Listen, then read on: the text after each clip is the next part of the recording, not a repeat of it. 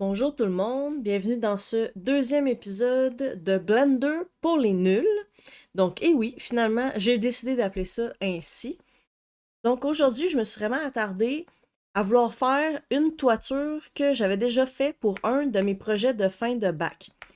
Parce que je trouvais que c'était une forme assez intéressante et je voulais vraiment voir si j'étais capable de reproduire ce que j'avais fait dans Rhino, dans Blender. Donc, on va déjà commencer. Tout d'abord, on va se mettre en plan avec les axes qui sont juste ici. On se souvient, avec la touche Shift A, on peut ajouter des formes. Donc là, nous, on va venir mettre un plan juste ici. Ensuite, on a déjà notre forme sélectionnée. On va faire la touche G au clavier pour la déplacer. Donc moi, j'aimerais la déplacer sur l'axe des Y. Donc au clavier, on va faire la touche Y. Moi, j'aimerais ça la déplacer d'une dimension précise. Par exemple, je voulais la déplacer de 20 mètres. Ben, moi, on se rappelle, mes unités sont en mètres dans mon logiciel. Donc, lorsque je vais écrire 20 et je vais faire Enter au clavier, ma forme va s'être déplacée de 20 mètres. Ensuite, j'aimerais changer évidemment les dimensions de mon plan. Je me souviens plus, si on se souvient plus quelles sont les dimensions, on peut rapidement aller en plan. Ici, on a l'outil juste dans le ruban sur le côté, mesure. On peut cliquer. Lorsqu'on fait le clic gauche de la souris et on le tient enfoncé, on peut se déplacer comme ça et on va avoir la longueur en temps réel. Donc, moi, je vais dire que c'est à peu près 30 mètres, par exemple. Une fois qu'on a lâché le bouton de la souris, pour faire redisparaître la dimension, on fait X au clavier et ça va faire disparaître. Ensuite, on peut faire la touche W pour revenir au mode de sélection. Ici. Donc, moi, j'aimerais sélectionner les coins, par exemple, pour pouvoir agrandir ma forme. Donc, on va passer au mode édition d'objet. Le raccourci pour cela, c'est la touche, en fait, Tab du clavier.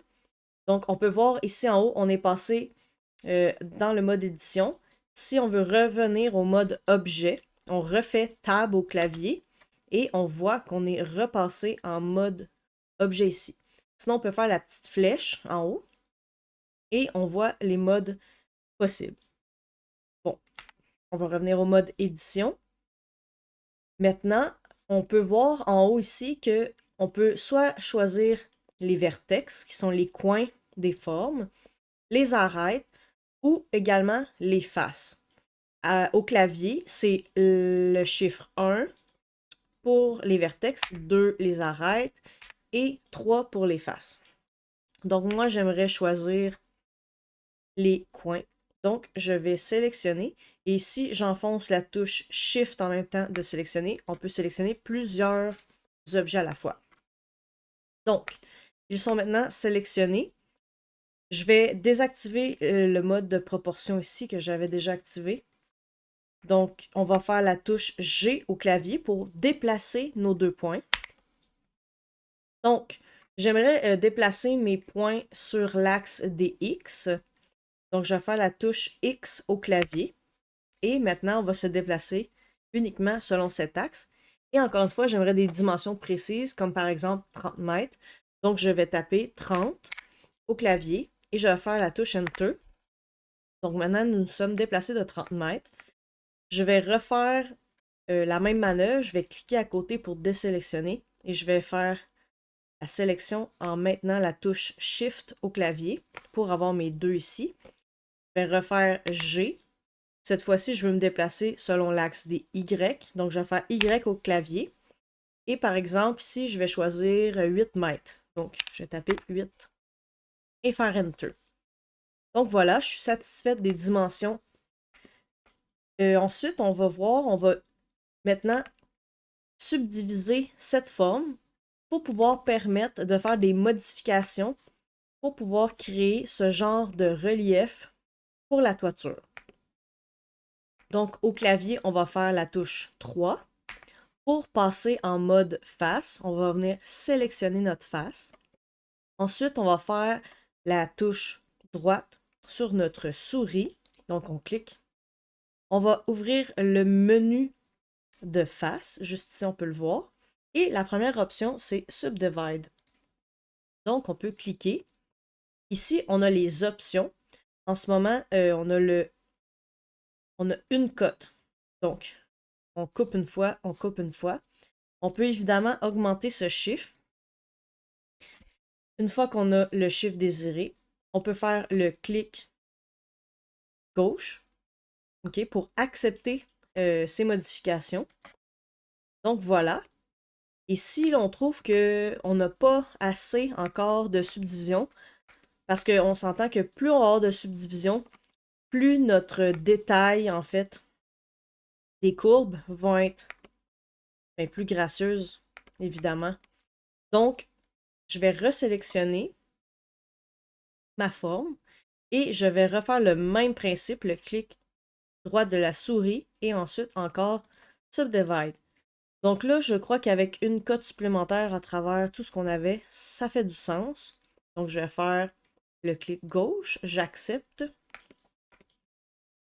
Ensuite, j'aimerais ça montrer que le petit point ici, on voit que c'est comme le centre pour notre objet.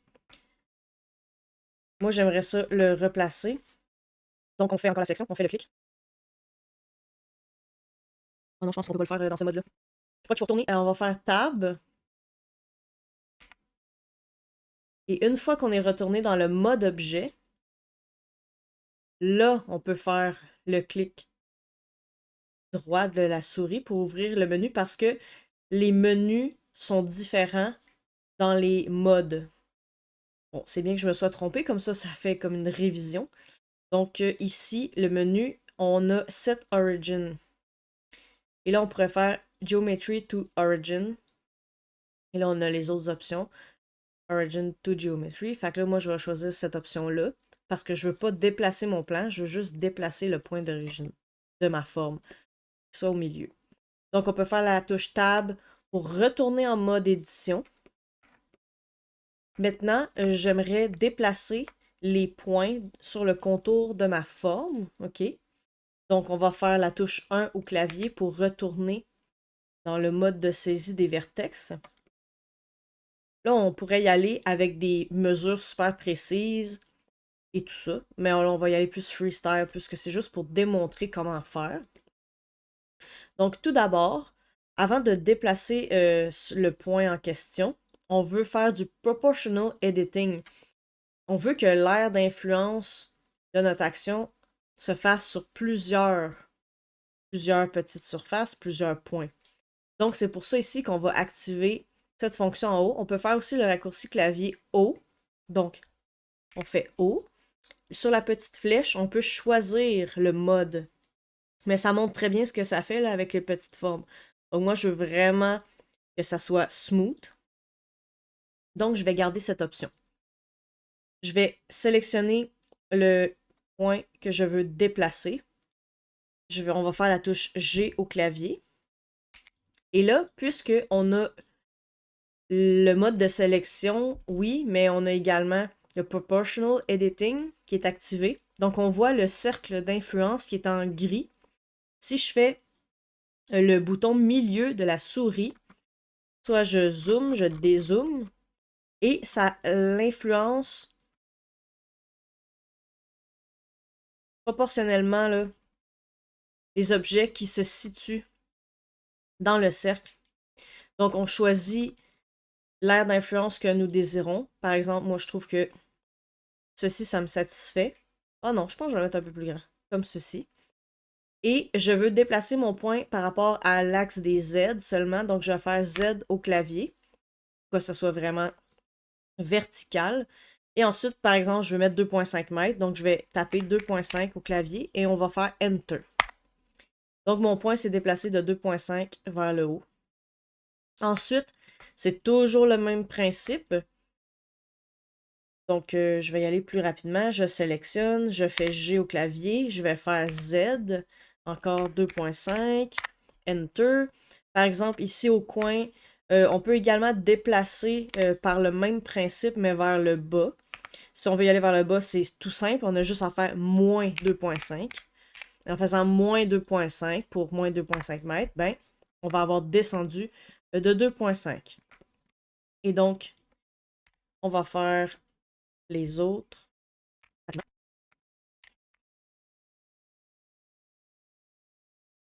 Et voilà. Par exemple, si c'est ce qu'on désire, on est satisfait. Bon, c'est sûr que c'est un peu moins gracieux que ce que j'avais fait parce que là, c'est juste à des fins de démonstration. Mais on comprend parfaitement le principe pour venir créer ce genre de forme. Donc, une fois que nous avons terminé, nous pouvons retourner dans le mode objet okay, avec la touche Tab. Donc, ici, on peut voir que c'est beaucoup moins parfait que ce que j'ai ici. Le premier outil qu'on peut utiliser, on va faire le clic droit de la souris. Là, on est dans le menu Objet. Ici, la première fonction, c'est Shade Smooth. Donc, on peut appliquer ça ici. Et déjà là, on voit que c'est beaucoup mieux. Ensuite, par exemple, on voit que, bon, c'est encore un petit peu rough sur le contour. Donc, on peut utiliser une fonction qui se trouve dans le ruban ici. Le petit outil qui est Modifiers. On peut venir ajouter. Et c'est dans Generate. OK. Subdivision Surface. Ce qui va faire, en fait, le même principe qu'on a fait tantôt, de resubdiviser la surface en plus petites surfaces. Donc ici, on a l'option qui apparaît. Ici, c'est dans le viewport, donc notre fenêtre qu'on a ici. Et par exemple, ici, ça va être pendant les rendus, parce qu'on peut mettre des chiffres différents. Pendant le rendu, on peut mettre ça beaucoup plus élevé pour faire un rendu beaucoup plus smooth. Mais on peut mettre dans le viewport, par exemple, peut-être 3. 3, c'est quand même satisfaisant. Là. Donc, une fois qu'on est satisfait, la petite flèche ici dans le menu, on va faire Apply, la première option. Et voilà. Donc, ça a été appliqué sur notre objet. Ensuite, c'est terminé pour bon, la toiture. Sauf que j'ai découvert une fonction vraiment merveilleuse et donc je vais tout de suite le montrer. Par exemple, si on fait le Shift A, on va ajouter, juste pour question de démonstration, un cube. Donc, si on vient en haut pour les snaps des objets, on peut venir l'activer et on peut venir choisir soit par rapport au vertex, mais il y a également par rapport aux faces. OK, on peut également... Il y a le centre, mais en tout cas, vous comprenez, là, il y a toutes sortes d'options pour le snapping. Edge Center. Ah, pour faire un peu différent, on va prendre Edge Center pour la démonstration. Pour montrer la fonction que je veux ici pour le déplacement. Donc, on sélectionne, on fait encore la touche G pour déplacer. Mais avant de déplacer concrètement, dans le bas ici, on voit toutes les petites options. Et on voit que B, c'est le Set Snap Base. Et ça, c'est super pratique. Donc, on fait la touche B au clavier. Et puisqu'on a choisi le snapping au milieu des arêtes, eh bien, on peut venir s'accrocher sur le milieu des arêtes et on va pouvoir venir déplacer par rapport au milieu des autres objets existants. OK? Donc, voilà, comme ça. Et même chose, là, je vais juste faire une démonstration rapidement. Si on avait pris, par exemple, les vertex, on fait la touche G, B, et là, on peut vraiment venir sur les coins précis. OK, là, on va déplacer par rapport à ce point, et après, on va pouvoir venir sélectionner quel coin d'objet. Donc, ça, c'est merveilleux. Donc, voilà pour ce deuxième tutoriel. Ben, merci beaucoup et bonne journée!